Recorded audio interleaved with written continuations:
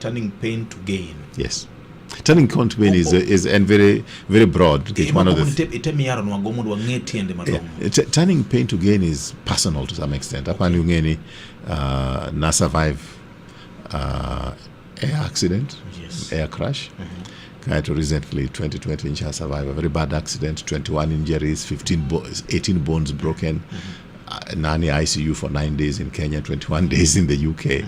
Kana be discharged, had a lot of pain. Kara doctors na okshua ni chimu rupuda nyalo wuotho kendo. Kini gi heramanya sai sana wuotho. And 2021 timo 57-kilometer walk from Nairobi to Kijabe. When I raised Negodo Kijabe hospital pays about 11 million shillings.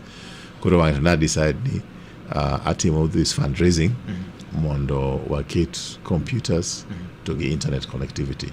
Our target is 100 computers, but so far we've got 36.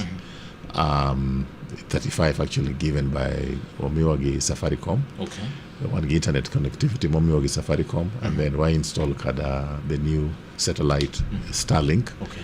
More kaito Google Kenya bindo yeme training for free. Mabro konyo nyithindo mantire center. Okay. Yeah. Center de bibiro kanya. Ralingo ICT Church. Obed Kanise. Yes. Nikichango. Well, not really, in a local church, kanyo.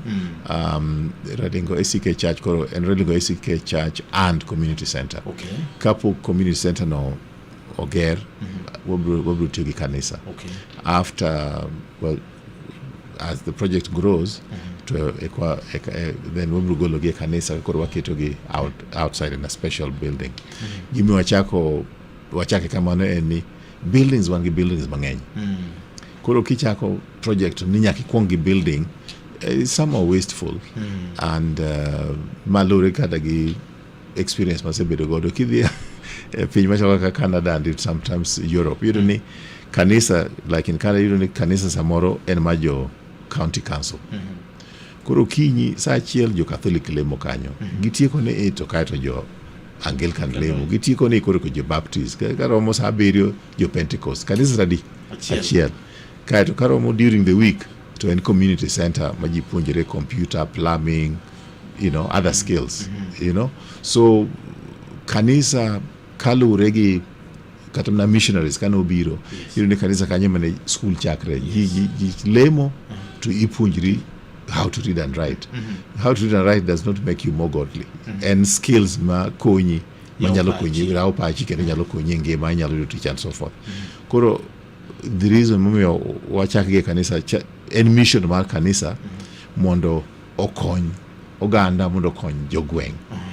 Problem one gode Kanise sani kaen Kanise mar jo Catholic to jo Anglican nyalemo kuno, which is wrong. Kingio schools kata school mosebedo godo. It doesn't matter denomination main godo. Like in this particular case, one Kanise mar Catholic Church Ralingo, which is under construction by actually my cousin, is helping. And kaponua pongo Kanise mar Ralingo mar Anglican, we need more space. We'll go to the next Catholic church. Yes, which means Kanise mantiere is a resource center for the community. Yes. It's a resource center for community. Yes, it should be.